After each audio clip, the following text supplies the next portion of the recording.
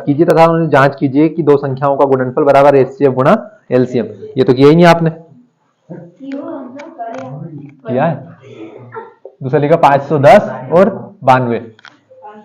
तो सवाल में लिखा है कि निम्नलिखित युग्मों के एचसीएफ और एलसीएम ज्ञात कीजिए। तो सबसे पहले हम इनका अभाज्य गुणनखंड निकाल ले। तो 510 के निकालेंगे। तो 510 क्या है? सम संख्या विषम संख्या? सम संख्या। 2 का भाग जाएगा, 2 का भाग, 2 दूने 4, 5 में से गया 4, 1 बचा। बात मत करो, 1 और 1 11, 2 पंजे 10, 11 में से 10 गया तो 1 बचा, 1 और 0 10, 2 पंजे 10। 255 सम संख्या विषम संख्या? सम संख्या है। विषम संख्या तो 2 का भाग नहीं आएगा, 2 का भाग नहीं आया, 3 का जाएगा। 3 के लिए हम जांच करेंगे, 5 और 5 10, 10 और 2 12, 12 3 के पहाड़े में आता है। पहाड़े याद कर लो, पहाड़ा पड़ रहे 3 का भी, 3 चुको 12 होते हैं। तो 3 का भाग 2 में नहीं आएगा तो 25 में देंगे। 3 8 24, 25 में से गए 24, 1 बचा, 1 और 5 15, 3 5 15, 8 और 5 8 और 5 13, योग कर रहे हैं तो 13 3 के भाड़े में नहीं आता। तो अब किसका भाग जाएगा? अगला 5 का जाएगा, क्योंकि इकाई का अंक कितना है? 5 है। 5 एकम 5, बात मत करो वहां से। 8 में से 5 गया तो 3, 3 और 5 35, 5 7 35, 17 भाज्य संख्या, सीधे 17 का जाएगा, 17 एकम 17, यानी कि 510 के अभाज्य गुणनखंड हुए 2 गुणा 3 गुणा 17। इसी तरह किसका निकालेंगे? 92 का 92। 92 सम संख्या विषम संख्या?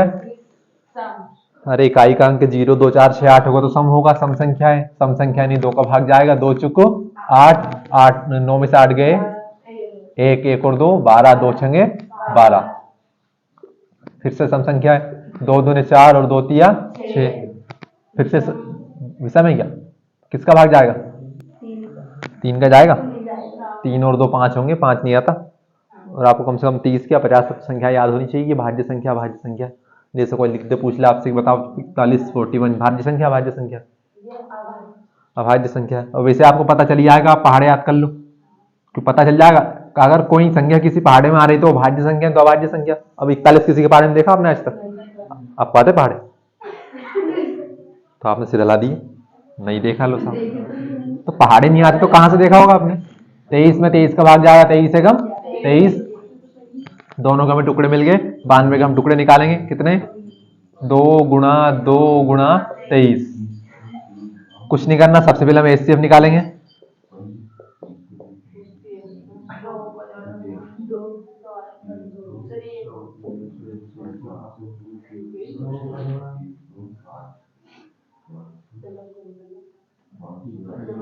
आप गुणा मत करो, आप चुपचाप देख लो भैया।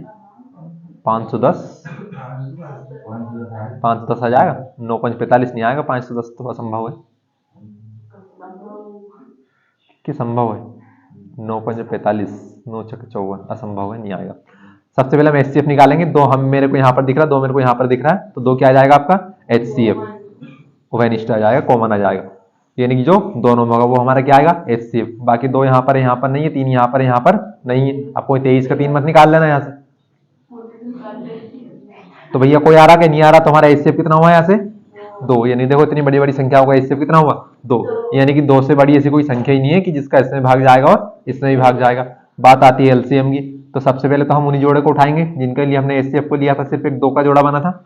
बाकी जो बचे हुए उनको लिख दो आप। 3 गुणा 5 गुणा 17 गुणा 2 गुणा 23, एलसीएम बराबर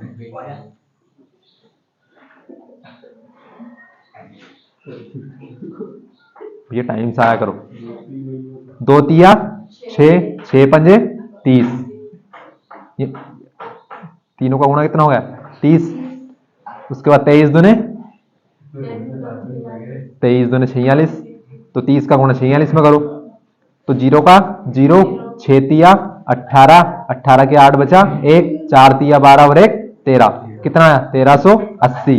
और कौन बचा है? 17 गुणा 17, 17 का इसको गुणा कर लो। कहां से करेंगे? हमें 17 का पहाड़ा ही नहीं आता कि 17 का 0 में किया तो 0, 17 8 बताओ आपको याद है? 136 के 6 बचे 13, 17 3 51, 136 के 6 बचे 13 मैंने लिख दिया, 17 3 51 और 13 कितने 64 के 4 बचे 6, 17 एकम 17 और 6 23, यानी कि इनका एलसीएम कितना हुआ 23,400। तो ये तो हुआ एलसीएम और एचसीएफ कितना हुआ 2। अब हमने सवाल में ये भी पूछा है कि भैया एक सूत्र होता है, कौन सा सूत्र होता है एलसीएम एचसीएफ का, कि दो संख्याओं का गुणनफल। अब दो संख्याओं को गुणनफल को किस तरह से लिख सकते हैं, दो संख्याओं का गुणनफल बराबर एलसीएम गुणा एचसीएफ। तो दो संख्याओं का गुणनफल को हमें एक अलग तरीके से लिख सकते हैं, बताओ किस तरीके से लिख सकते हैं। ये क्या लिखा हो सामने, एलसीएम गुणा एचसीएफ। किसको लघुत्तम समापवर्त गुणा महत्तम समापवर्तक लिख सकते हैं, पूरा नाम लिख दो इनका। अरे दो संख्याओं को गुणनफल को एक अलग तरीके से लिख सकते हैं ना, किस तरीके से लिख सकते हैं बताया था ना, पहली संख्या गुणा दूसरी संख्या। तुम्हारा क्या करो, इसको एक अलग तरीके से ये भी लिख सकते हैं, पहली संख्या गुणा दूसरी संख्या। इसका मतलब भी क्या होगा, दूसरी संख्या। तो आप दो संख्याओं को ऐसे लिखो या सीधा उनका गुणा कर दो, पहली संख्या गुणा दूसरी संख्या या दो संख्याओं का गुणनफल एक ही बात है। अगर ये सूत्र आ जाए तो भी इसका मान यही होगा, क्या एलसीएम गुणा एचसीएफ। तो कुछ नहीं करना, पहली संख्या क्या थी हमारी एलसीएम एचसीएफ निकालने के लिए 510, दूसरी संख्या क्या थी 92, इनका एलसीएम कितना आया 23,000 कितना आया 460, इनका एचसीएफ कितना आया 2। यानी कि दोनों पक्षों को आपस में गुणा करो, अगर दोनों आपस में सही आ रहे हैं बराबर आ रहे हैं तो आपको क्या होगा, एलसीएम और एचसीएफ संख्याओं का सही होगा, अन्यथा गलत है। तो करो गुणा, 92 का 0 में किया तो 0, 92 का 1 में किया तो 92 के 2 बचे 9, 92 पंजे 9 पंजे 45, 2 460, 460 460, 9 और 0 9, 6 का 6, 4 का 4, 4 6 9। इस तरफ कर लो, 2 का 0 में किया तो 0, 6 दूने 12, 4 दूने 8 और 1 9, 3 दूने 6, 2 दूने 4, क्या दोनों पक्ष बराबर है, अतः हमारा एलसीएम और एचसीएफ क्या है सही है।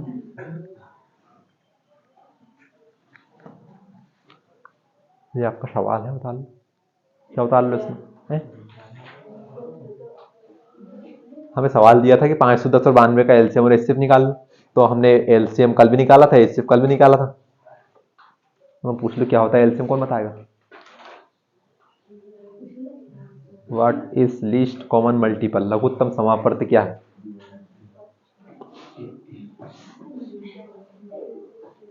तो भैया यहां तक तो हमने किया था। आज हमें सवाल में एक सूत्र बना के दिया था, सूत्र कौन सा दिया था कि दो संख्याओं का गुणनफल बराबर होता है एलसीएम गुणा एचसीएफ। बात मत करो, कुछ बोल रहा हूं मैं। तो हम दो संख्याओं का गुणनफल को एक नए तरीके से लिख सकते हैं, कैसे, पहली संख्या गुणा दूसरी संख्या बराबर एलसीएम गुणा एचसीएफ। हमने सूत्र मान रखा। अब पहली संख्या दूसरी संख्या क्या आई, अरे जिन संख्याओं को हम एलसीएम और एचसीएफ निकालेंगे उनमें से एक को पहली मान लेंगे, एक को दूसरी मान लेंगे, दोनों का गुणा करेंगे तो वह गुणा आपका एलसीएम और एचसीएफ जो भी आपका मान आएगा उसके बराबर आना चाहिए। अगर बराबर आ रहा तो आपका एचसीएफ और एलसीएम का मान सही है, अन्यथा गलत है। तो मैंने एक सवाल आपको होमवर्क के लिए दिया था और दूसरा मैंने कर दिया। क्या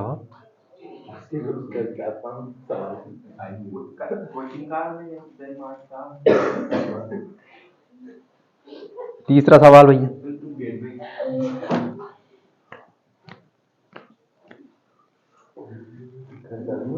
तीसरे सवाल में कह रहे हैं अभाज्य गुणनखंड विधि द्वारा निम्नलिखित पूर्णांकों के एचसीएफ और एलसीएम ज्ञात कीजिए।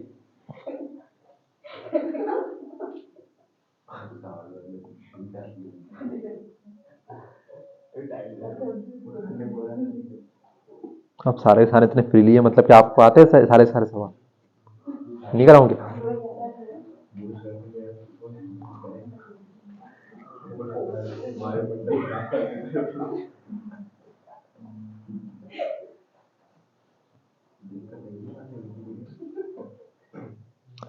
मैंने सवाल नंबर 3 पढ़ा है कि अभाज्य गुणनखंड विधि द्वारा निम्नलिखित संख्याओं के एलसीएम और एचसीएफ ज्ञात कीजिए।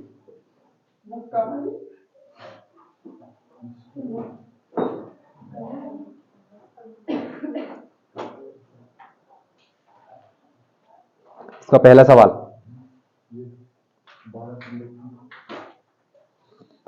ये देखो जो सवाल मैं करवाऊँ इंपॉर्टेंट है, आपकी इच्छा तो कर लेना, आपकी इच्छा तो पूरे गणित के मैंने सवाल करवाए हैं आपको, उनमें से कर लेना जो आपकी इच्छा है। मैं आपसे ये नहीं कह रहा हूँ कि नहीं कोई करना है, बस आप भले पूरा कर सकते हैं, कोई दबाव नहीं है आपके ऊपर करने के लिए।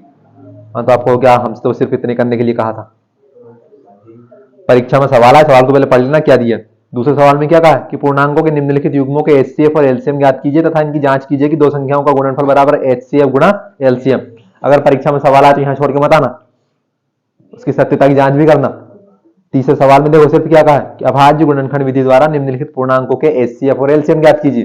तो इसमें आपको जांच करने के लिए नहीं कहा है, तो अगर करने के लिए नहीं कहा जाए तो जबरदस्ती मत करना, आपको एक्स्ट्रा नंबर नहीं मिलेंगे। जितना सवाल में किया जाए, अगर सवाल में सिर्फ कहा है कि 140 का अभाज्य गुणनखंड निकालिए, तो अभाज्य गुणनखंड कैसे निकालते हैं?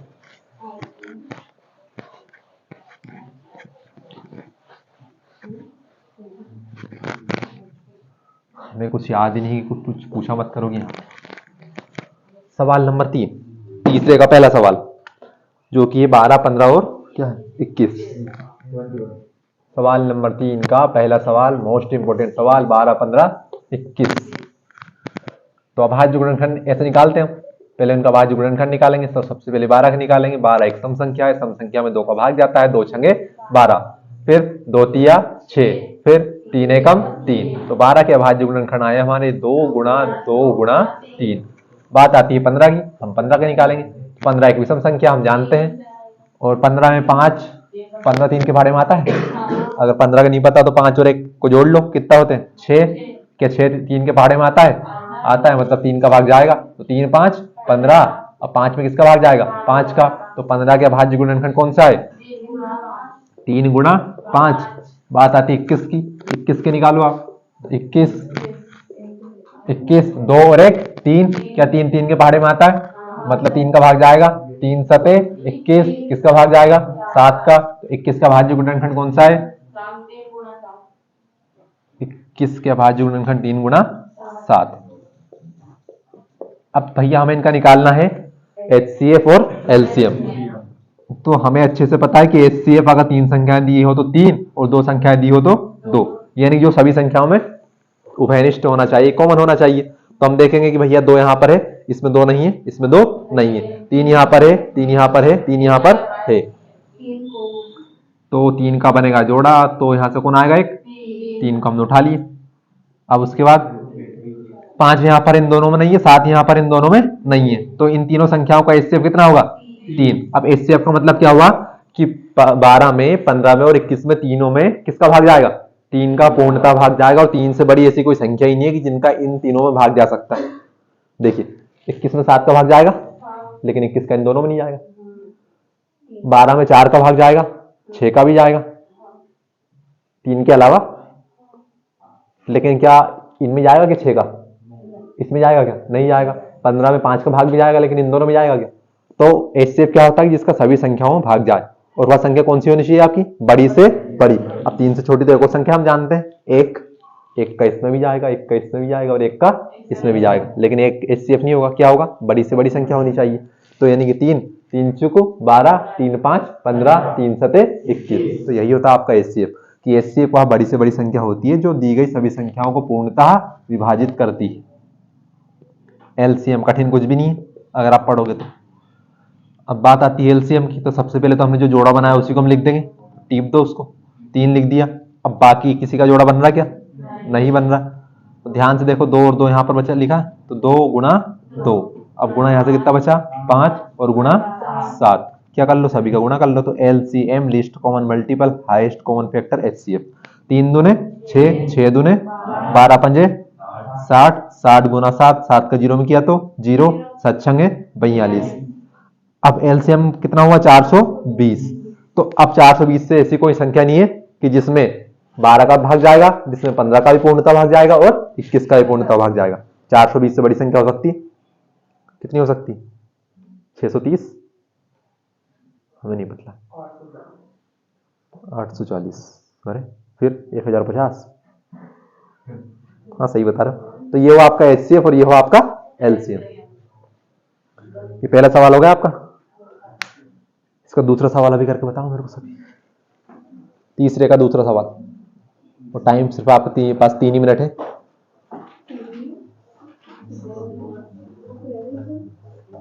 सत्रह, 23 और 29 का एलसीएम तथा एचसीएफ ज्ञात कीजिए।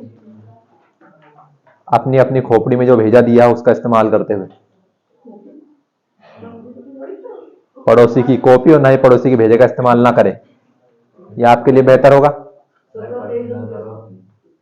बुक नहीं है क्या आपके पास? रुक जाओ, कहाँ दे रहे? रुक जाओ रुक जाओ।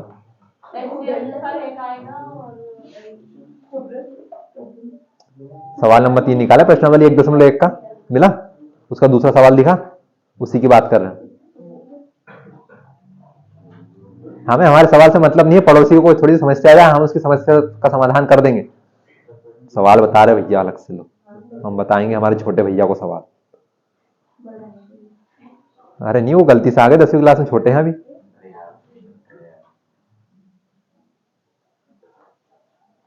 एक मिनट बीत चुके हैं आपके बातों में। अभी तो हमने सवाल भी नहीं देखा है बाप जी, जल्दी।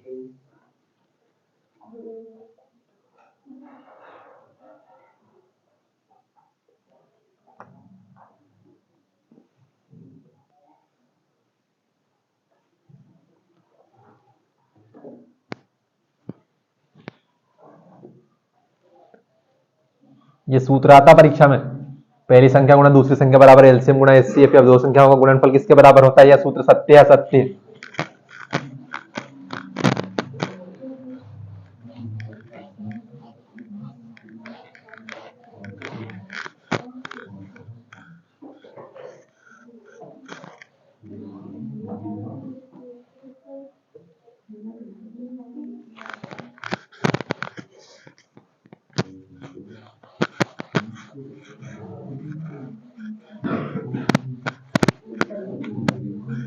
किसका होगा?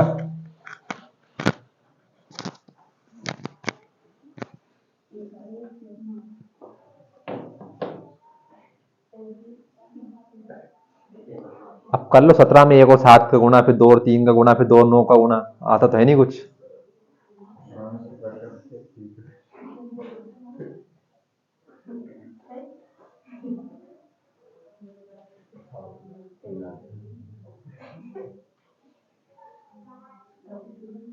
कितना एलसीएम कितना है? कैसे निकाल लिया आपने एचसीएफ? इतना बड़ा काम कर कैसे लिया? एचसीएफ एक आ गया आपका, दोनों निकालने के लिए कहा है।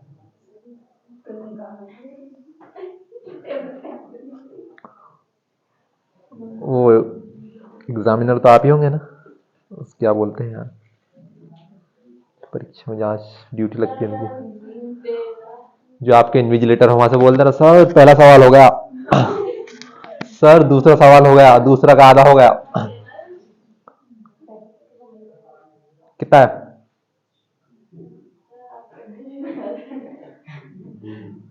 कितना आया? कितना आया?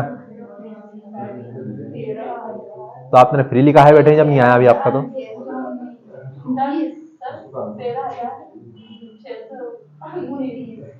19 29 सभी का एक ही आ गया, तो कहा बोल दिया आपने 19 29? आप कैसे पता है? अभी तो बोला आपने 29। अच्छा, आप मदद कर रहे हैं उनकी। 14,1329 आप दोनों का है कि एक का है? उत्तर का चेक कर रहे हैं, खुद के ऊपर भरोसा नहीं है आपको? देखो 11,000, एक का 14,000, एक का 13,000। सभी का भाज्य गुणनफल बताओ। 17 के क्या है? 17, 23 का 23 और 29 का 29। अब चूंकि हमें एचसीएफ निकालना है, सॉरी एचसीएफ निकालना है, तो सारी क्या है? अभाज्य संख्या है। तो भैया अब एचसीएफ हम कैसे निकालेंगे? अब क्या 17 का गुणा हम 1 में कर देते, बुरा मान जाओगे? 23 में भी कर दे तो फिर 29 में भी कर दो। भैया क्यों किया? देखो यहाँ पर आपने इस प्रकार निकाले होंगे, 17 लिखा होगा, 17 एकम 17। अब चूंकि और कोई संख्या तो है नहीं, तो भले आप 1 का भाग 1 में दो, एक बार जाएगा 1 एकम 1। तो इस प्रकार आप 23 में भी कर सकते हैं, 29 में भी कर सकते हैं। क्यों किया? अरे लिख रहा हूं, शांति तो कर लो। अब क्यों किया भैया? क्योंकि यहाँ पर तीनों में हमें तीनों का एचसीएफ निकालना था और तीनों में कोई भी संख्या उभयनिष्ठ यानी कॉमन नहीं थी, तो चूंकि हमें तो एचसीएफ निकालना है। अब किसी का एचसीएफ नहीं होगा, कोई कम से कम 2 संख्या 3 संख्या होंगी हमारे पास, तो अब एचसीएफ निकालने के लिए एक उभयनिष्ठ संख्या तो चाहिए हमें। अब ऐसा तो नहीं कुछ नहीं है तो उनका एचसीएफ ही नहीं होगा। जिन संख्याओं का एचसीएफ नहीं होता उनका एचसीएफ कितना होता है? 1 होता है। और कैसे होता है? इसी प्रकार होता है कि आप 17 में 1 का गुणा करो कितना आएगा? 17 ही आएगा। 23 का 1 में गुणा करो कितना आएगा? 23। 29 का 1 में करेंगे तो 29। तो यहाँ से ये 1 1 1 का हमारा क्या बन गया? जोड़ा। एचसीएफ कितना हो गया? 1। अब एलसीएम की बारी आई, तो एक तो हमारा 1 का जोड़ा बना था, फिर एक क्या बचा? 17, फिर एक क्या बचा? 23, और एक क्या बचा? 29। क्या कर लो? गुणा कर लो सभी का। तो 17 का 1 में गुणा किया तो 17 गुणा 29 का हम 23 में करेंगे, तो 29 दिया 87, 87 के साथ बचे 8, 29 दूने 58, 58 और 8 66, 667, 667। एलसीएम 17 सते 119, 119 के 9 बचे 11, 17 छंगे 102, 102 और 11 113, 113 के 3 बचे 11, 17 छंगे 102, 102 और 11 113, 11,329। गुणा करना नहीं आता क्या है? तो कहां से आया गलत फिर, कि मेरा गलत आया? हाँ आपका सही आ गया, मेरे को पता है 11,000 आया आपका। आपको गुणा करना नहीं आता, क्या कर ले आपको बताओ मेरे को। सवाल नंबर 4। अब सवाल में देखिए छोटे छोटे शब्दों में लिखा कि HCF बराबर कितना दिया है? 9। अब वो किसका HCF दिया है? HCF के बगल में कोष्टक में 2 संख्याएं लिखी हुई है, इसका मतलब कि इन दोनों संख्याओं का HCF कितना है? 9 है। आपको दिया है आगे 2 दिया है, उसके बाद लिखा कि LCM 306 और 657 कोष्टक में लिखा है ज्ञात कीजिए, यानी कि आपको 2 संख्याएं दी है, उनका HCF दिया है, उनका LCM आपको निकालना है। सवाल में कोई खूब विस्तार से नहीं लिखा कि 2 संख्याओं में पहली संख्या आपकी कितनी 206 कितनी है? 306 और दूसरी संख्या 657 है। उसके बाद पहली संख्या दोनों संख्याओं का HCF इतना है, तो एलसीएम ज्ञात कीजिए। सवाल में शॉर्ट फॉर्म में लिखा है, तो शॉर्ट फॉर्म में कैसा लिखा है कि भैया लिखा HCF, HCF के आगे लगा कोष्टक, लिखा 306 657 बराबर कितना लिखा? 9। मतलब कि HCF कितना है? 9। किसका? 306 657 का। अभी बात मत करना, और नहीं आप बात करना। तो भैया हम इसमें से पहली संख्या किसको मान लेंगे? पहली संख्या बराबर कितना हो जाएगा? 306। किसी को मान लो। साथ में दूसरी संख्या,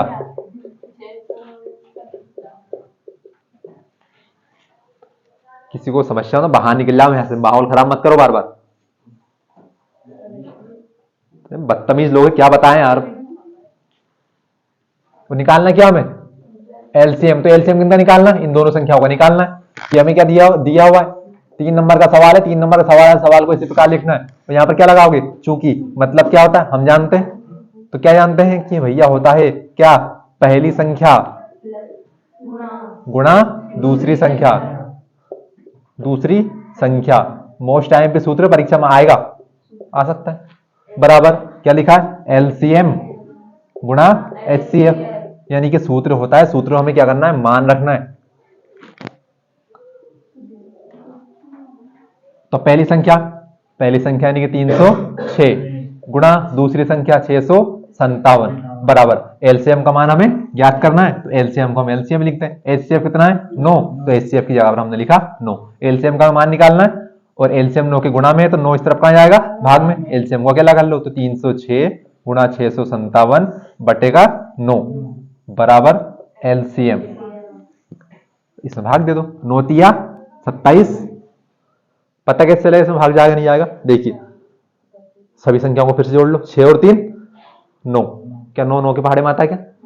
देखिए 3 का और 9 का सिंपल सा भाग का नियम है कि आप सभी संख्याओं को जो भी संख्या आपको दी है आप उन सभी को जोड़ो।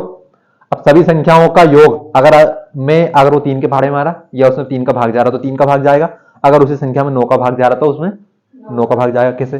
6 और 3 9, 9 में 9 का भाग जाएगा। आप चाहो तो इसकी जांच कर सकते हैं। 6 और 5 11, 11 और 7 18। 18 क्या 9 के पहाड़े में आता है क्या? तो यानी 9 का इसमें भाग जाएगा, पर हम छोटी संख्या में दे रहे।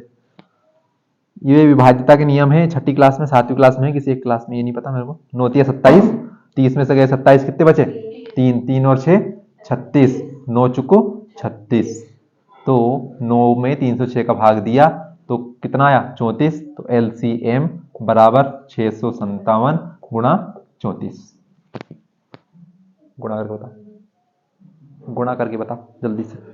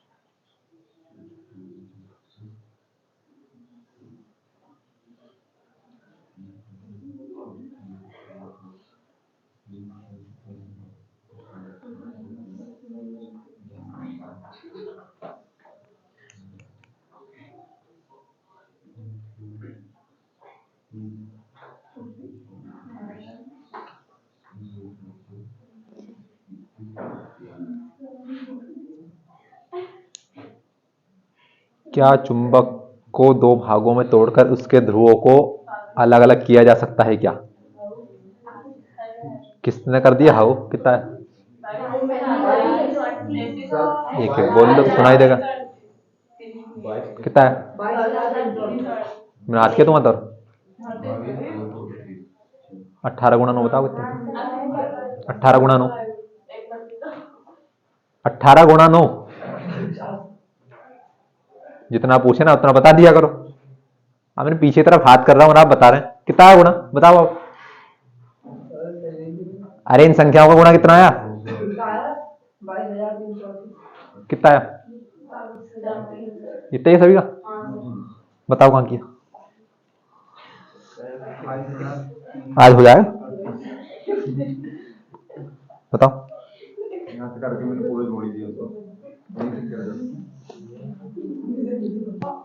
हाँ भैया बताओ कहां किया गुणा? हाँ मेरा ऊपर मैं देख तो लूं।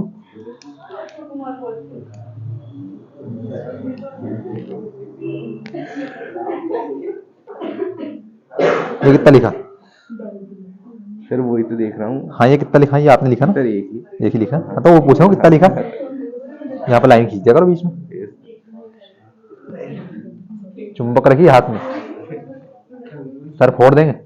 गुना नहीं हुआ तुमसे अभी। 24 सवाल कैसे करोगे 3 घंटे में?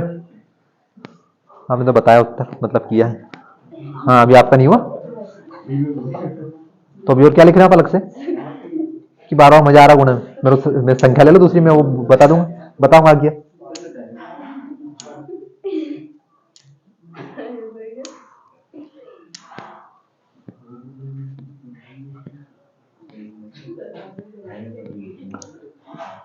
आखिरी सवाल इस प्रश्नावली का, व्याख्या कीजिए सवाल नंबर 6। देखिए मैंने सवाल दूसरे के 2 सवाल बताएं, तीसरे के 2 सवाल बताएं, उसके बाद चौथा सवाल है और एक छठा सवाल है। 2 4 6 7 सवाल हुए और 2 3 सवाल पीछे। सभी सवालों में एक ही करना है, एलसीएम निकालना है, एचसीएफ निकालना है। मैंने अभी आपसे पूछा था कि चुंबक को तोड़कर उसके ध्रुवों को अलग अलग किया जा सकता है क्या? हाँ का मतलब क्या किया जा सकता है, नहीं किया जा सकता? कहां से किया जा सकता? बुलाओ सोनू भैया को भी। इस चुंबक के 2 ध्रुवों को 2 टुकड़ों में तोड़ दो आप, एक इसका नॉर्थ पोल, एक इसका साउथ पोल, एक उत्तरी ध्रुव और एक दक्षिणी ध्रुव। आप इसको 2 भागों में तोड़ दो तो उस टूटे हुए कितने भाग होंगे? 2 हो जाएंगे। दोनों में अलग से उत्तरी ध्रुव दक्षिणी ध्रुव होंगे। नहीं किया जा सकता। यानी कि जिसके इतने 2 ध्रुव है ना, इसके 25 टुकड़े कर लो आप, 25 टुकड़े का भी 2 ध्रुव बन जाएंगे आपके अलग से। नहीं है तो अभी तो इनने कहा कि किया जा सकता है। ऐसे आते हैं 1 नंबर का विकल्प, सत्य सत्य। सवाल नंबर 6, व्याख्या कीजिए। सवाल खत्म हो गया। मैंने बात कर ली आपसे, व्याख्या कीजिए कि 7 गुणा 11 गुणा 13 प्लस 13, तो 7 गुणा 6 गुणा 5 गुणा 4 गुणा 3 गुणा 1 प्लस 5 भाज्य संख्याएं हैं। सॉरी, भाज्य संख्याएं क्यों हैं? अब मत हंस देना आप। किसी बात का आपको इतना अच्छा जोक याद आया, कोई सुना दे तो तेज बोल जाए और हम भी हंस लो उस बात पे।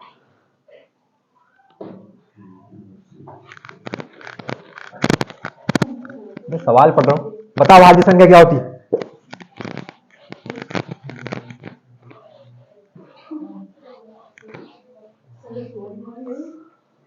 What is composite number? आपको भाज्य संख्या नहीं पढ़ा पल्ले, कंपोजिट नंबर बताओ, बताओ क्या होता है?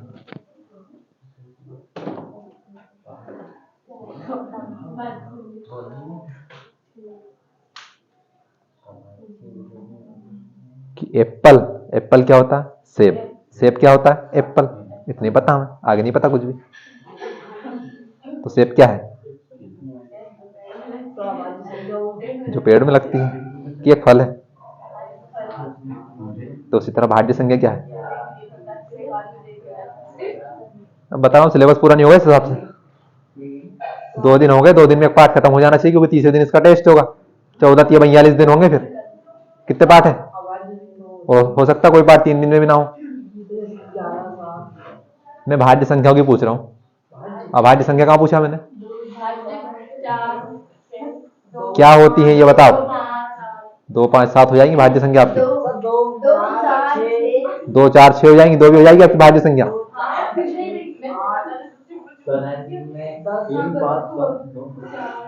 3 भी हो जाएगी, 5 भी हो जाएगी, 7 भी हो जाएगी, 9 भी हो जाएगी। क्या होती भाज्य संख्या? तो सुनने में दिक्कत है क्या कुछ? मैंने अभाज्य संख्या एक बार नहीं बोला अभी इतने बार में, अभी बोला अभाज्य बोलने के लिए। मैं पूछ रहा हूँ भाज्य संख्या क्या होती है? ये लो लिख दो बोर्ड के ऊपर।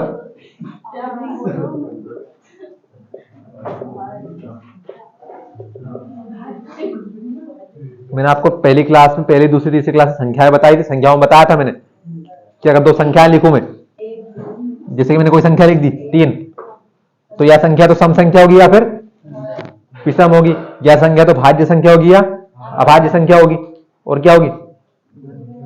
यह संख्या तो परिमेय संख्या होगी या अपरिमेय होगी। तो मैं भाज्य नहीं होता अभाज्य होगी, तो मैं सिर्फ आपसे पूछ रहा हूँ कि भाज्य संख्या क्या है, होती क्या है? वो संख्या जो खुद से और अन्य की संख्या से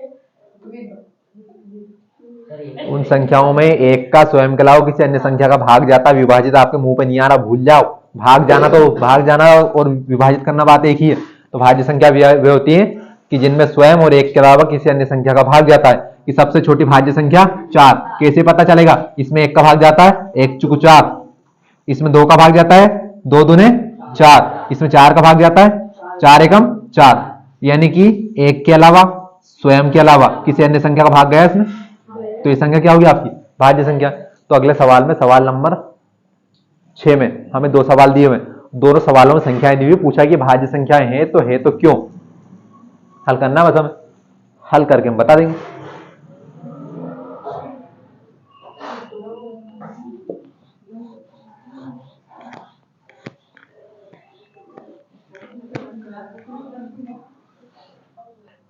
तो कैसे पता चलता है कोई संख्या भाज्य संख्या होगी या नहीं होगी? कि उसमें स्वयं और एक के अलावा किसी अन्य संख्या का भाग जाना चाहिए। तो पहला सवाल क्या लिखा है इसमें?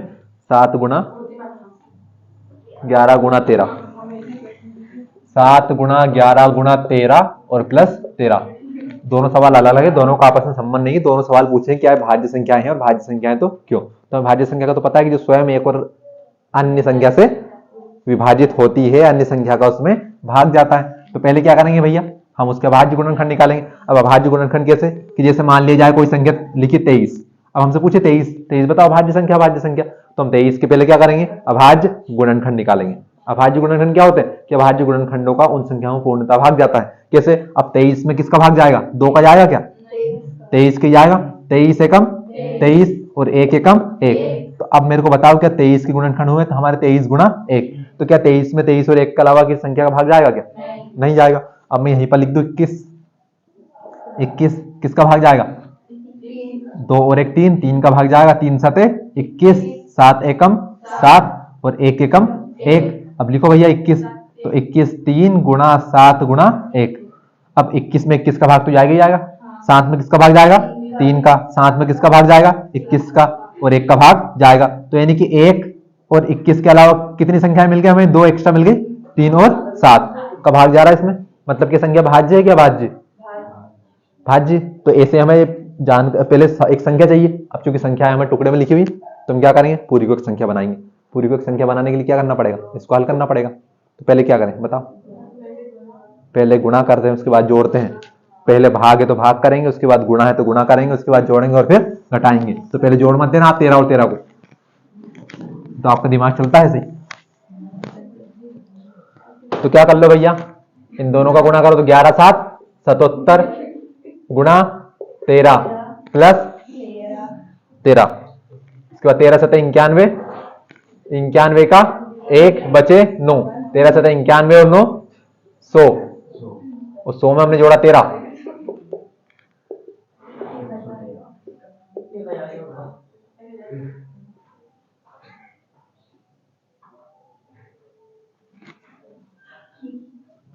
किसी की पेट में कुछ समस्या हो तो बाहर चले जाओ यहाँ से। मतलब थोड़ी बहुत शर्म आ रही नहीं आ रही तुम्हें किसी में से, यहाँ से यहाँ तक किसी को भी? उंगली मत दिखाओ एक दूसरे को।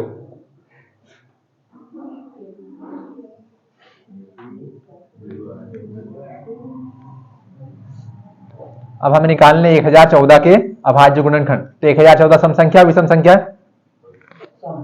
सम संख्या है, तो यानी 2 का भाग जाएगा आपका। 2 पंजे 10 और 2 सते 14। इतना सही है? कहाँ सही है? गलत है, सही है। 2 पंजे 10 में भाग दिया हमने, फिर किसका बात? 1 की बात आई, 1 में भाग नहीं आएगा, तो भाग नहीं जाने क्या लगाएंगे हम? 0। अब किस में भाग देंगे? 14 में, 5 सते 14। अब सही है, ध्यान दिया करो। अब किसका भाग जाएगा? 2 का जाएगा क्या? नहीं जाएगा। सभी संख्याओं को जोड़ो, 5 और 0 5, 5 और 7 12। क्या 12 3 के पहाड़े में आता है क्या? आता है, तो यानी 3 का भाग जाएगा।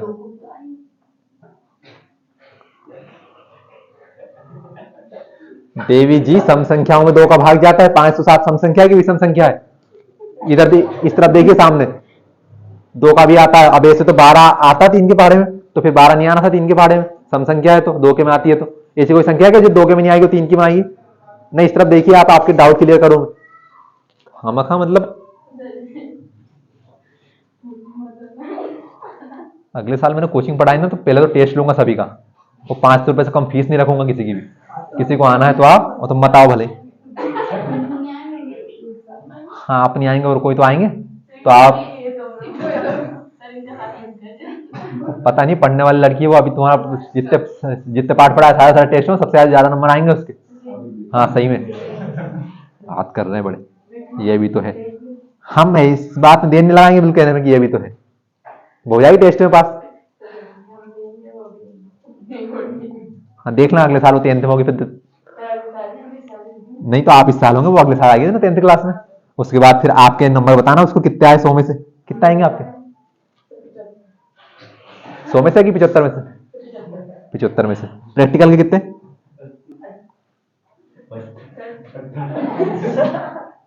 नहीं वो आपको पता होगा। अगर किसी लड़की को 75 में से 75 नंबर आ रहा है, वो कोई गणित का मास्टर उसको 20 नंबर दे, तो फिर सोच लो उस लड़की का व्यवहार कितना खराब होगा स्कूल में। नहीं ये मतलब है कहने का। देखिए प्रैक्टिकल होता है आपकी प्रायोगिक परीक्षा, जिसमें आपको पहली बात तो कुछ नहीं 25-30 रुपए की फाइल पकड़ा दी जाएगी, बोल देंगे टीप के लिए आओ, आगे के पीछे के पीछे, वो टीप दिए होंगे आपने अभी तक। फिर आपके प्रैक्टिकल होंगे, स्कूल में कोई आएगा बाहर से डराने के लिए, भैया वाइवा होगा आपका। अब वो प्रैक्टिकल फाइल उनको आप जमा कराएंगे तो आपसे पूछेंगे 3 का पहाड़ा बोल के बताओ। ऐसे होता प्रैक्टिकल। तो अब वो उसमें थोड़ी पूछेंगे, वो तो आपसे वहां पूछेंगे कि आर्यभट्ट के बारे में जानकारी दी, उनको पता कि कितने वाले हैं, तो आपसे ये पूछेंगे बताओ भैया 19 का पहाड़ा बताओ। अब वो नहीं इतने नहीं पूछेंगे, मेरे जैसा थोड़ा और टीचर होगा तो मेरे को पता है कि थोड़ी बहुत इनकी जांच कर लो, पूछ लेंगे बताओ भाज्य संख्या क्या होती है बेटा बताओ, बता दोगे? यहाँ तो बता नहीं पा रहे हो, वहां पर तो होश उड़ जाएंगे, हमें कुछ दिखेगा नहीं, सब धुंधला धुंधला दे दिखेगा। क्या पूछ लिया हमसे? और फिर आपसे कुछ पूछ लिया, 3 का पहाड़ा आपने बोल के बता दिया, 3 कम नहीं, 3 दूनी 6, 3 3 12 15 17 18, 17 नहीं आता, 3 के पहाड़े में 18 आता है। अब किसी ने एक बार में बोल के बता दिया तो समझ जाएगा चलो छोरा छोरी पढ़ने वाला है, जो भी होगा वो अच्छे नंबर दे देगा आपको, 24-25 नंबर मान लो। तो फिर आपके 75 नंबर, तो यानी कि 23 नंबर, ये 98 नंबर आ गए। कितने नंबर लाने? 99। सो ही लिया ना, बात कर रहे हैं, सवाल हो जाता है तेरे में तो ही पूरा। हाँ, अब किसका भाग जाएगा? 3 का 12 का, 2 का नहीं जाएगा, 12 आता है 2 के पहाड़े के साथ। 3 है कम 3, 5 में से 3 गए, कितने बचे? 2, 2 और 0 20, 3 छंगे 18, 20 में से 18 गए, कितने बचे? 2, 2 और 9 27, 3 9 में 27, 6 और 1 7, 7 और 9 हमें ही नहीं पता 16। अब देखो इसमें क्या 2 का पहाड़ा जाएगा क्या, भाग जाएगा क्या? 16 आ रहा तो किसका जाएगा? किसका जाएगा? 4 का जाएगा। इसका मैं भाज्य गुणनखंड के रूप में तोड़ रहा हूँ, 4 का भाग जाएगा इसमें। ये 4 भाज्य संख्या, भाज्य संख्या। हाँ आपने बोला ना 4, आपने बोला 4 का भी नहीं जाएगा। किसी संख्या में 2 का भाग नहीं आया, 4 का सवाल ही पैदा नहीं होता।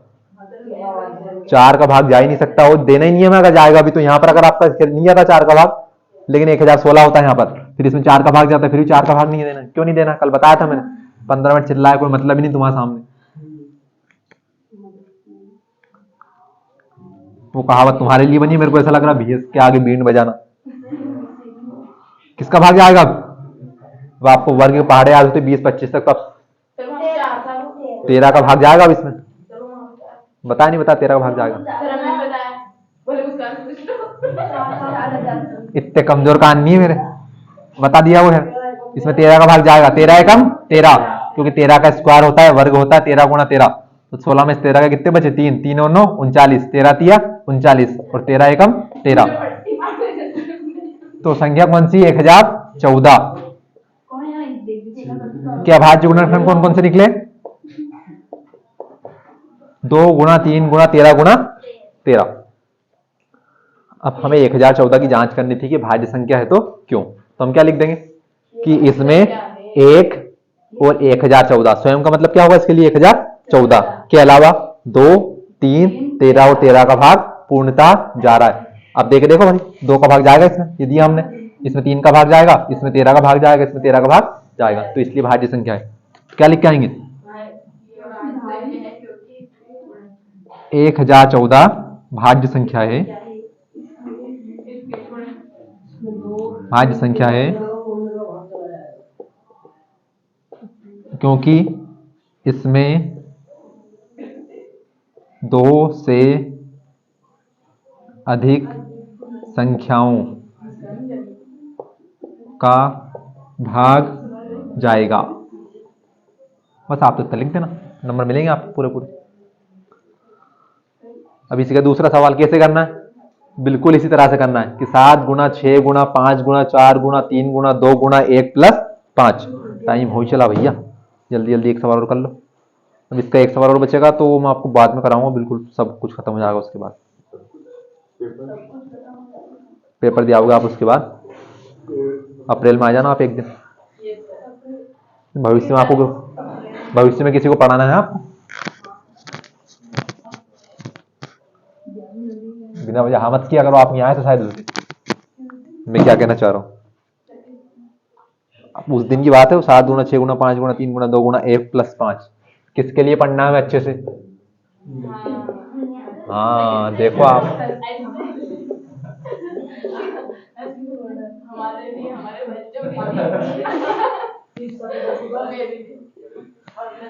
अब ये पूछ लेता ना कि मेरा आपको संभाव्य त्रिभुज का क्षेत्रफल का सूत्र बताया था एक दिन, बताओ क्या होता है?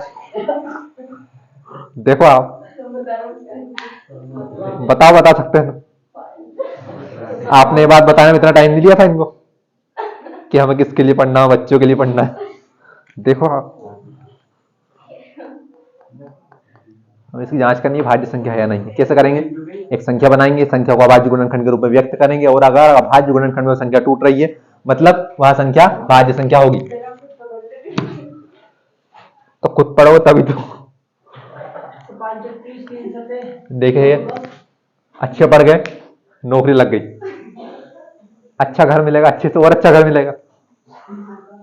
सोचना वहां घर जाके गोबर नहीं फेंकना पड़ेगा उनके यहाँ, बस महारानियों की तरह हुकुम चलाना बस वहां पे जाके। सात छंगे, सवाल शुरू हो गया। 7 छंगे 42, 42 पंजे 210। यहां तक कितना हो गया? 210 गुणा 4 तिया 12,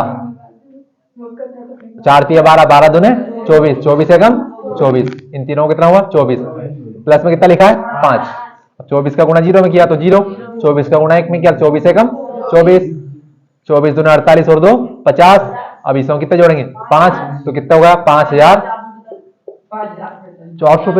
5445 नई संख्या बनने की है। Only fair so much.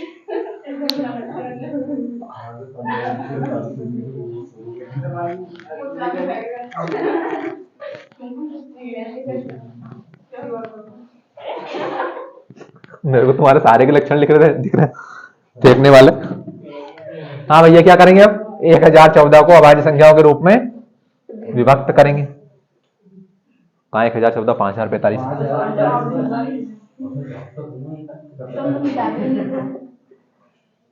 मैं कह रहा हूँ ना कि तुम्हें पढ़ाते पढ़ाते आखिर में जाके ऐसा नहीं हो कि मैं अगले साल पढ़ने लायक नहीं रहूं। कितना? 5 और 5 10, 10 और 4 14, 14 और 4 14 और 0 14। अब 14 3 के बारे में नहीं आता, क्या हुआ? 5 और 0 5, 5 और 4 9, 9 और 5 14, 14 3 के बारे में नहीं आता। अब चूंकि 2 का भाग नहीं जाएगा क्योंकि विषम संख्या है, 3 का भाग नहीं आएगा क्योंकि 3 से विभाज्यता का नियम लागू नहीं हो रहा, तो किसका भाग जाएगा? 5, क्योंकि इनके बाद अगली संख्या कौन सी? 5 जाएगा इसका। 5 एकम 5, 5 में 0 का भाग नहीं जाएगा तो 0। 5 में 4 का भाग जाएगा क्या?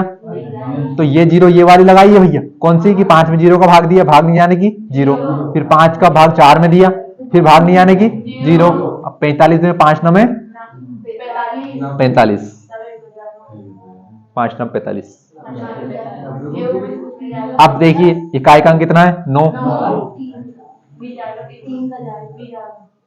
मैंने आपसे कह दिया कि अगर एक संख्या का पहले भाग नहीं जाएगा तो बाद में नहीं जाएगा उसका भाग। यहाँ पर हम 3 के विभाज्यता के नियम की जांच कर चुके हैं। अब 3 का भाग यहाँ नहीं गया ना, तो आप इस सवाल को कितना ही लंबा खींच लो और इस सवाल से नहीं मतलब नहीं, कोई सी संख्या लिया अगर स्टार्टिंग में 3 का भाग नहीं गया ना तो बाद में उसमें 3 का भाग जाएगा ही नहीं, ये बात है। अगर यहाँ पर नियम लागू नहीं हुआ तो बाद में वही संख्या तो चल रही है हमारी।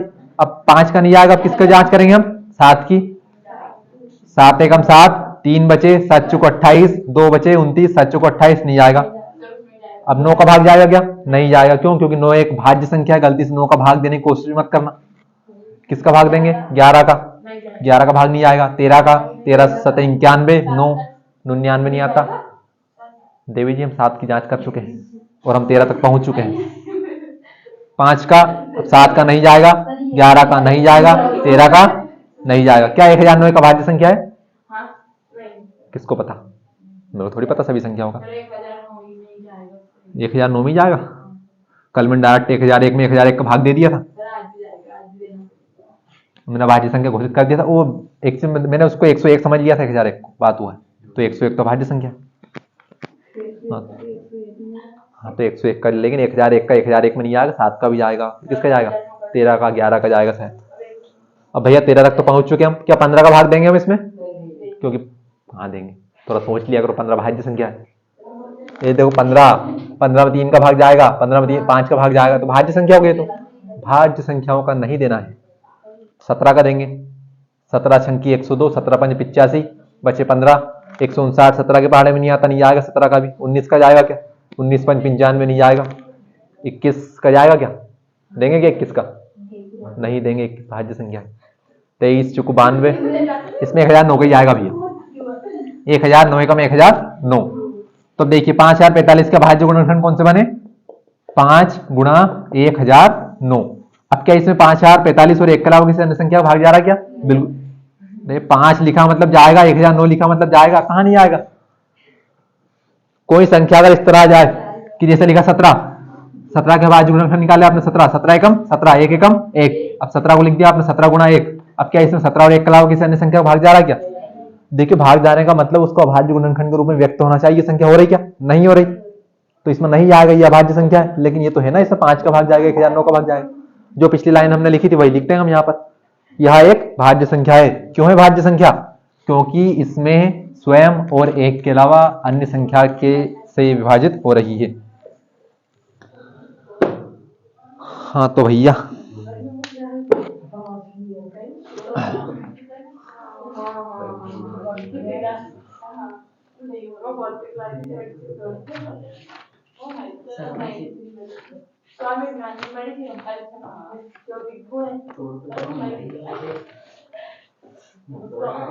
अगर आपके पास परिच्छेदन है, देखो भैया मैं आपको यही सजेस्ट करूंगा कि सवाल आप परिच्छेदन की एक मत करो भले, इसमें बहुत सारे सवाल दिए, इसमें बहुत ज्यादा सवाल दिए। अगर आपको इंपोर्टेंट करना ना तो इन्हीं को कर लो। हाँ, परिच्छेदन का इस्तेमाल आप विकल्प के रूप में कर सकते हैं, सही विकल्प जोड़ी। तो मैं आपको कुछ इंपोर्टेंट विकल्प बता रहा हूं। अब देखिए भैया यहाँ पर लिखा है, देखो मैंने आपको कुछ सवाल दिए, अब आप बोले कि सारे सवाल आएंगे क्या? उदाहरण चौथा देखो आप, सॉरी उदाहरण तीसरा क्या लिखा है कि 96 और 404 का एचसीएफ और एलसीएम ज्ञात कीजिए। तो अब सिर्फ परीक्षा में इसका कितना पूछा? 96 और 404 का एचसीएफ ज्ञात कीजिए। ये पूछ लिया आपसे 1 नंबर में के विकल्प में 2022 में, यानी पिछले साल नहीं, पिछले साल के पिछले साल, कि किसका 96 व 404 का एचसीएफ।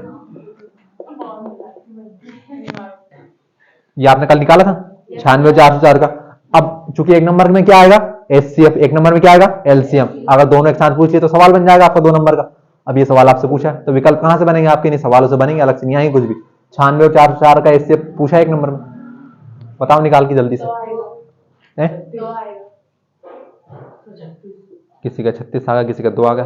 मैं कह रहा हूं निकाल के बताओ। 4 आएगा। 36, 4 9 चुकू, सॉरी 3 नंबर, 36 से कम 36 नहीं आएगा भैया। 36 तो गलत है आपका। अब आपका एक ही ऑप्शन होता, अब उसमें 36 भी है शायद ऑप्शन में, नहीं अलग 4 आएगा इससे। अब उसका कहां से आ जाएगा 24?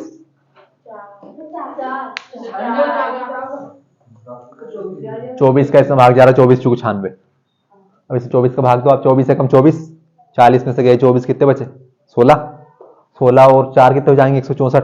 164 24 के पहाड़े मारा गया।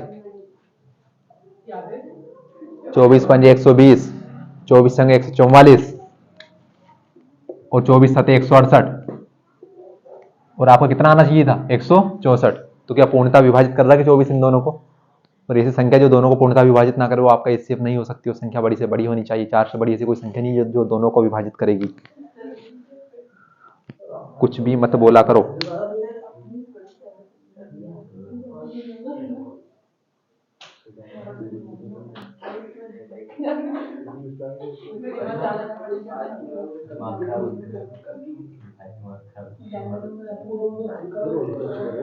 सुनो ध्यान से भैया,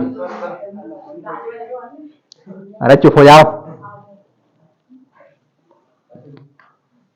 एक सवाल लिखा है आपके सामने, देखिए इस प्रकार के सवाल बहुत अच्छे लेवल के होते हैं। अगर पेपर कठिन बना तो इस प्रकार के सवाल आएंगे आपके कि 2k + 1, सब आवाज नहीं आ जाए जब तक छुट्टी नहीं हो।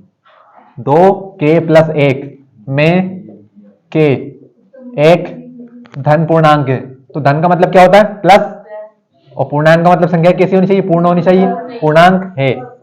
तो यह संख्या किस प्रकार की होगी? सम संख्या होगी या विषम संख्या होगी? आपने फिर से तुक्का मार के बोल दिया बिना देखे। आपके पास 2 ऑप्शन है कि संख्या किस प्रकार की होगी, सम संख्या होगी कि विषम संख्या होगी। तो सम होगी तो क्यों और विषम होगी तो क्यों? तो देखिए आपका सवाल क्या लिखा कि 2k + 1 में, यानी कि इतनी बड़ी आपकी संख्या है। आपको ये तो पता नहीं कि यहाँ पर जो भी k का मान आए उसका मान यहाँ पर रखेंगे तो एक संख्या बन जाएगी। मान रखने पर k का कुछ भी माना जाए, 1 हो जाए, 2 हो जाए, 3 हो जाए। अब मैं क्या है, k क्या है? धन पूर्णांक है। धन पूर्णांक मतलब कि k क्या होगा? एक प्लस वाली संख्या होगी। और धन पूर्णांक मतलब कि जो संख्याएं आपकी पूर्णांक संख्या क्या होती? जो कहां से स्टार्ट होती? 1 से स्टार्ट होती। पूर्णांक संख्याएं,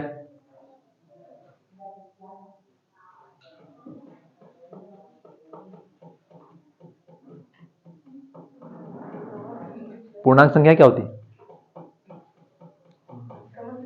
जो जीरो से स्टार्ट होती है, जो कि जीरो से स्टार्ट होती है, एक से नहीं।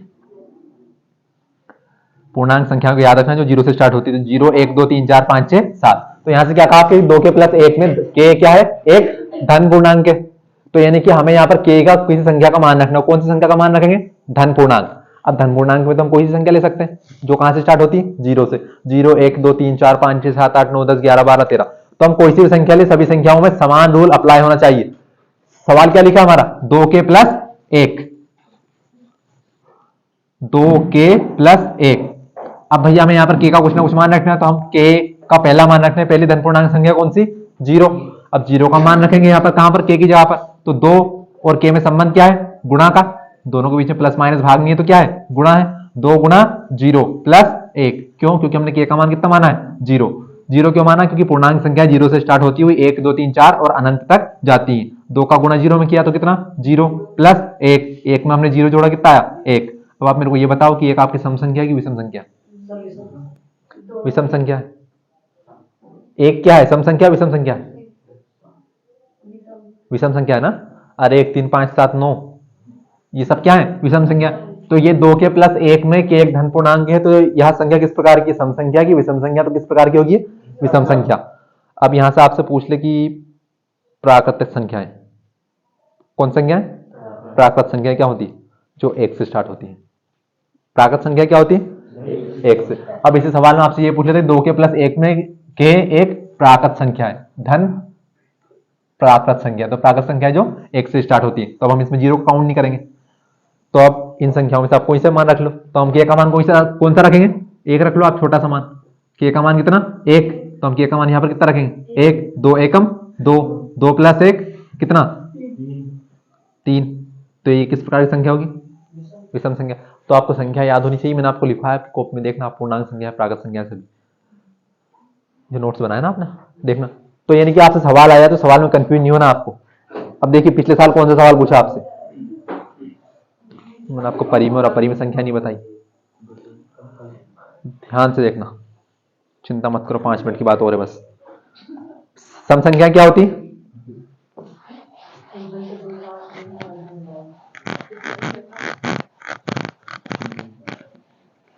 सम संख्याएं जिन संख्याओं का इकाइकांक 0 2 4 6 8 हो वो सम संख्या है। विषम संख्या है जिनके इकाइकांक 1 3 5 7 9। भैया क्या चाहिए आपको? आप क्या करना चाह रहे हैं? तो भैया तुम पास रख लो ध्यान से। उसके बाद मैंने आपको सम बताया, विषम संख्या, भाज्य संख्या, भाज्य संख्या बता दी। एक नई संख्या बता रहा हूं, परिमेय संख्या। नहीं बताई मैंने आपको, परिमेय संख्या। टीप लो जल्दी से, मैं पूछूंगा भी आपसे इसका सवाल। तो वह संख्या, कौन सी संख्या? वह संख्या जो क्या होती है? x बटे y के रूप में होती है, के रूप में होती है, जहां y बराबर नहीं होता है 0, उसे हम परिमेय संख्या कहते हैं। उसे हम परिमेय संख्या कहते हैं। और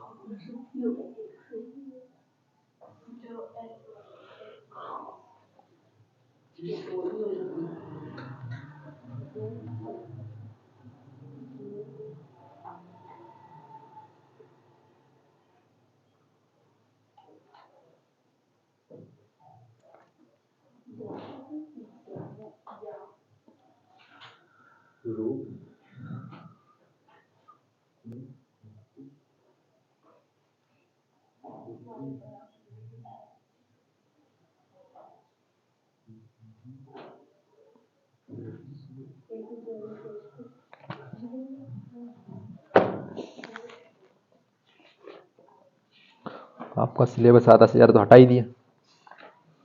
इसमें करे तो करे क्या? आपसे क्या तो पूछेंगे, क्या नहीं पूछेंगे।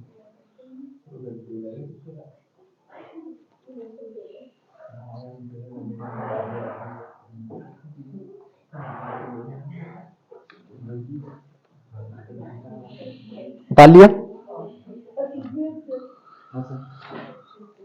तो भैया वह संख्या जो x बटे y के रूप में होती है जहां y बराबर लिखा है कि 0 नहीं होना चाहिए। इसका मतलब क्या है कि मान लीजिए कोई संख्या लिखी 2/3, तो यह संख्या परिमेय संख्या होगी क्या?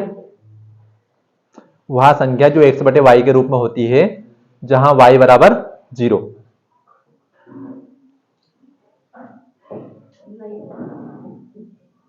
तो क्या ये संख्या परिमेय संख्या होगी क्या? तो भैया हम आपने लिखा x बटे y, तो क्या ये x बटे y के रूप में नहीं है कि यहाँ पर x का मान कितना 2, y का मान कितना 3, तो क्या हम 2/3 को बोल सकते हैं परिमेय संख्या है? बिल्कुल है। तो यह क्या है? परिमेय संख्या है। साथ में क्या लिखा? y का मान कितना नहीं होना चाहिए? 0। मान लीजिए कोई संख्या इस प्रकार लिखिए 6/0, क्या ये संख्या परिमेय संख्या होगी क्या? नहीं होगी, क्योंकि आप 0 में 6 का भाग दोगे तो संख्या क्या बन जाएगी? 0 नहीं बनेगा, गलती से बोल मत देना, ये क्या बनेगा? अनंत। किसी भी संख्या में हम 0 का भाग देंगे कितनी बार भाग जाएगा? पता ही नहीं कितनी बार भाग जाएगा, क्योंकि देखिए आप 2 6 में भाग 0 का कितने बार भाग दो? 0 एकम 0, 0 दूने 0, 0 तिया 0, 0 चुकू 0। कैसे पता चलता है? 0 में आप 1 का गुणा करोगे कितना आएगा? 0। 0 में आप 2 का गुणा करोगे कितना आएगा? 0 में आप 3 का गुणा कितना करोगे? 0। थोड़ा वहां बैठ जाओ जाके अगर आपको समस्या उनसे, तो भैया हरकत मत किया करो। तो कहाँ गया फिर से आप? मेरे को ना बिल्कुल परवाह नहीं पड़ी है, मैं बिल्कुल नहीं करवाऊंगा। 25 नंबर के आएंगे आपके खामे का, तो बोल दिया करो मेरे से। एक ही जगह आके बैठ जाओ, कोई परेशान करें तो मेरे से बोल जाओ, उसके बाद दूसरी जगह बैठा करो। एक जगह फिर दूसरी जगह फिर तीसरी जगह। तो किसी भी संख्या में हम 0 का भाग दें तो क्या आएगा? उत्तर अनंत आएगा। अब चूंकि मैंने यहाँ पर लिखा 6/0 क्या एक परिमेय संख्या है क्या? तो हम कहेंगे असत्य नहीं है। क्यों? क्योंकि इसके बटे में कितना है? 0। अब हम इसकी x बटे y से तुलना करेंगे तो यहाँ पर y का मान कितना आ गया? 0, यानी कि यहाँ पर y बराबर कितना है? 0। और हमने तो इसकी परिभाषा में क्या लिखा कि y बराबर नहीं होना चाहिए क्या? 0। तो यहाँ पर y बराबर कितना आ गया? आपका 0 आ गया, लेकिन नहीं होना चाहिए, तो ये परिमेय संख्या नहीं है। परिमेय संख्या आपकी धनात्मक और ऋणात्मक दोनों प्रकार की हो सकती है। लिखा -4/3, क्या ये परिमेय संख्या है क्या? बिल्कुल है। अब परिमेय का विपरीत क्या होता है? अपरिमेय। तो दूसरी संख्या अपरिमेय। अपरिमेय संख्या क्या होती है? कहां का डिस्टर्ब? जिसके बटे में 0 आ जाए।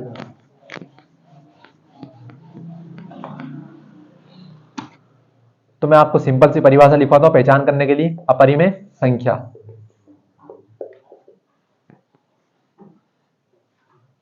ये लिखा है अंडर रूट, इसका नाम क्या है? अंडर रूट या करनी वाली सभी संख्याएं अपरिमेय संख्या कहलाती है। अपरिमेय संख्या कहलाती है। अब अंडर रूट वाली संख्या कैसे? ये लिखा अंडर रूट वाली सभी संख्या कौन सी कहलाती है? अपरिमेय संख्या। मैंने परिभाषा अपरिमेय संख्या ये नहीं होती, लेकिन आपको एक एग्जैक्ट मामला बता दिया कि अगर आपसे कोई पूछ ले कि अपरिमेय संख्या है या नहीं है लिख के, तो आप बता देंगे उस संख्या का। अब बता लो, आपको जल्दी से 1 मिनट में बता रहा हूँ अपरिमेय संख्या क्या होती है। तो वह संख्या जो x बटे y के रूप में हो तथा y का मान कितना नहीं होना चाहिए? 0।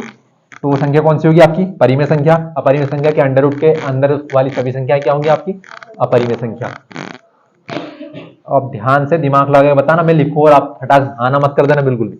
मैं आपसे पूछ रहा हूं कि क्या बोर्ड पर लिखी हुई संख्या अपरिमेय संख्या है? और मैंने संख्या लिखी यहाँ पर 4, अंडर रूट 4, क्या यहाँ पर अपरिमेय संख्या है क्या? ये संख्या अपरिमेय संख्या है या नहीं? क्या अंडर रूट 4 एक अपरिमेय संख्या है? नहीं है। क्यों नहीं है? इसके 2 यानी कि इसका वर्गमूल होता है 2। कैसे होता है कि अंडर रूट 4 को हम 2 गुणा 2 लिख सकते हैं, और यहां से हमारा क्या बन जाएगा? 2 का जोड़ा। तो यानी कि अंडर रूट 4 का मान कितना हो जाएगा आपका? 2 हो जाएगा। तो ये अंडर रूट 4 थोड़ी लिखा है, ये तो कितना लिखा है? 2। बस इन्होंने इसको पूरा हल नहीं किया, तो यानी कि ये 2 आपका 2 अपरिमेय संख्या है क्या? इसके ऊपर कहां अंडर रूट लगा हुआ? तो यानी कि अपरिमेय संख्या नहीं है। तो हमने तो पढ़ा है कि परिमेय संख्या तो x बटे y के रूप में हो सकती है, तो ये संख्या तो सिर्फ 2 लिखी है। तो क्या हम 2 के बटे में 1 लिख सकते हैं क्या? लिख सकते हैं क्या? इसका कोई मतलब बदलेगा क्या? 2 में हम 1 का भाग देंगे फिर भी कितना आएगा? 2 ही आएगा। तो यानी कि 2 बटे 1 क्या है?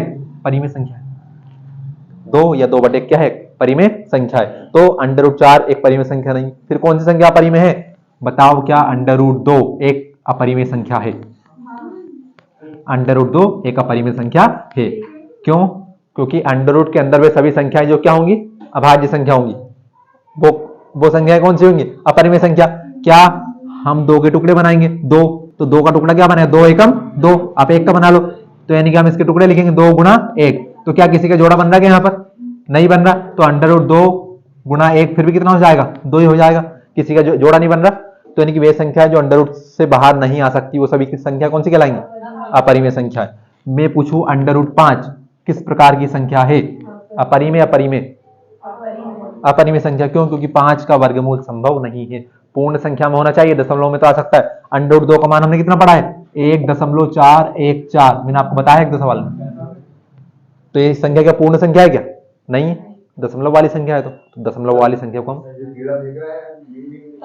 कौन, stand up and get out, I don't want any argument.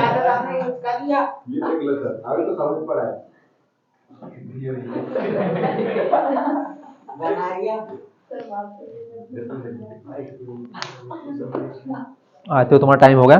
मैंने कल किसी से कुछ कहा बाहर जाने, किसी ने हरकत की, तो अगर वो बाहर नहीं कर समझ लेना, मैं वही क्लास खत्म कर दूंगा, नुकसान है आपका, फीस होगी आपकी, वो कल टेस्ट है आपका।